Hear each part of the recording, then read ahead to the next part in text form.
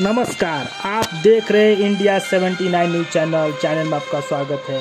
नासिक के Panchavati police station इलाके में इस वक्त तनावपूर्ण स्थिति बनी हुई है।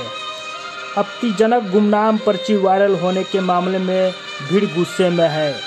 पंचवटी इलाके में दुकानें बंद कराने की सूचना पर समूह बनाकर सड़कों पर उतर आई है। इसके बाद पंचवटी थाने में तनाव की स्थिति पैदा हो गई है। पुलिस जांच में जुट गई है, पर्चा नकली है या असली।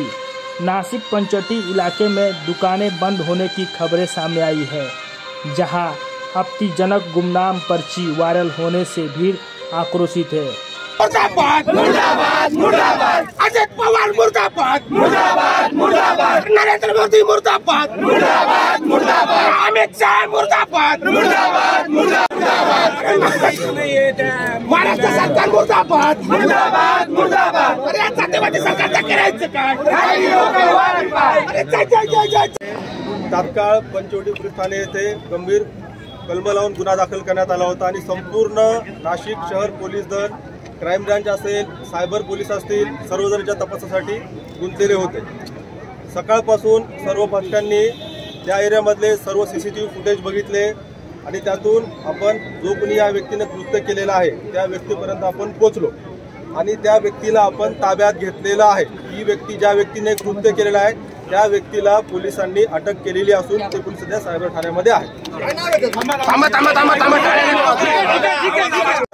ते कृत्य वैयक्तिक वादावरून प्रेम प्रकरणामधून केलेले आहे असं पूर्णपणे स्पष्ट होत आहे।